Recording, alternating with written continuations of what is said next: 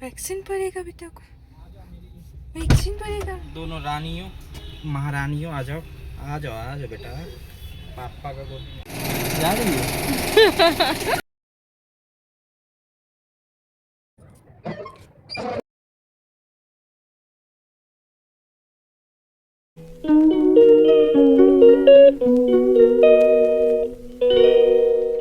Hello friends, good morning.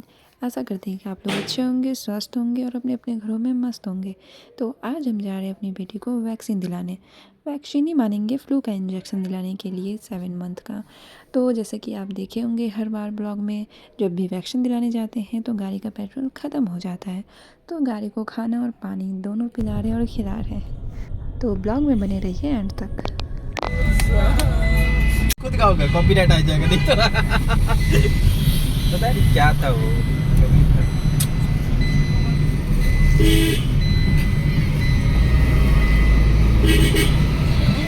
तो यहाँ हम फाइनली पहुँच गए हैं। जैसा कि आप जानते हैं, अगले ब्लॉग में भी हम बताए हुए थे कि अपनी बेटी का वैक्सीन हम गुरुद्वारा में दिलाते हैं।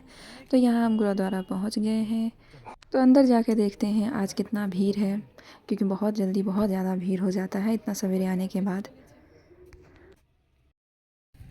वैक्सीन पड़ेगा बेटा को, वैक्सीन पड़ेगा। दोनों रानियों महारानियों आ जाओ, आ जाओ, आ जाओ बेटा, पापा का गोद।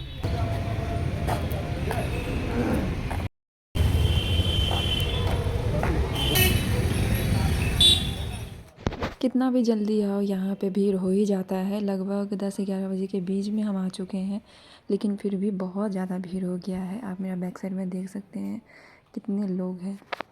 और यहाँ मेरी सोना अपने पापा के साथ खेल रही है मगन में, लेकिन मुझे देख देख करके वो मेरे गोदी में आने के लिए पूरा बेचैन हो रखी है।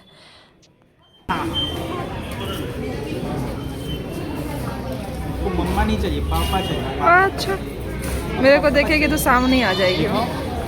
मम्मा बेटू आ जा बेटा, आ जा आ जा, नहीं देखिएगा, चाहिए। आ जा आ जा आ जा, देखी ये देखो। मेरी बेटी को वैक्सीन लग चुका है, बहुत रो रही है, बहुत रो रही थी। उसको कैमरा दिखा दिखा करके चुप कराने की कोशिश कर रहे थे। तो लगभग 10-15 मिनट चुप कराने में लगा उसको, बहलाने फुसलाने में लगा। उसके बाद जब वो आराम से चुप हो गई, नॉर्मल हो गई, तब हम लोग घर के लिए निकले। गुरुद्वारा के बाहर लंगर मिल रहा था, तो हम वहाँ के पाजी लोग से पूछे कि यहाँ पे लंगर खा सकते हैं। तो बोले हाँ हाँ बिल्कुल, क्यों नहीं। तो वहाँ से हम लोग लंगर लिए, थोड़ा लंगर खाए। लंगर खाने के बाद हम लोग घर के लिए निकल गए। तो जैसे ही घर के लिए निकल ही रहे थे कि मेरे पतिदेव बोले कि चाय नहीं पिए हैं सुबह से, चलो पहले चाय पीते हैं, उसके बाद घर को चलते हैं। तो पहले हम लोग यहाँ पे कोई कैफ़े में रुक कर के चाय पिए, उसके बाद हम लोग घर के लिए निकले। तो फाइनली हम घर पहुंच गए हैं, लेकिन मम्मी इनके लिए खाटू श्याम का प्रसाद रखी हुई थी और हम उस समय लेके जाना भूल गए थे। तो पहले हम घर जा कर के खाटू श्याम का प्रसाद लाए, फिर इनको दिए। तब तक मेरी सोना अपने पापा के साथ खेल रही थी।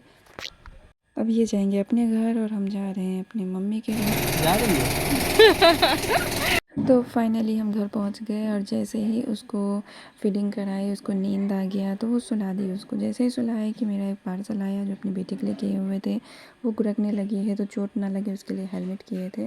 ये बहुत ही सेफ्टी है। आप देख सकते हैं मेरी बेटी गुरक भी रही है और वहाँ ग्रिल के पास जा कर के खड़ा हो जाती है, सर पे मारती है, लेकिन थैंक गॉड से चोट नहीं लगा उसको। और शाम को मेरे घर के बाहर सरस्वती पूजा का प्रोग्राम था। यहाँ पे हम देख सकते हैं कितना बच्चा बच्ची सब, मतलब पूरा मोहल्ला का आदमी लोग आ गया था।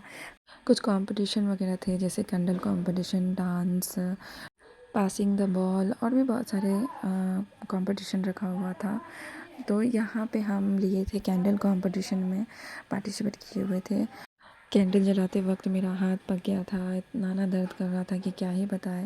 लेकिन फिर भी वहाँ पे कैंडल जलाने के बाद कुछ देर रहे, उसके बाद घर में आ गए अपना सोना को सुलाने के लिए।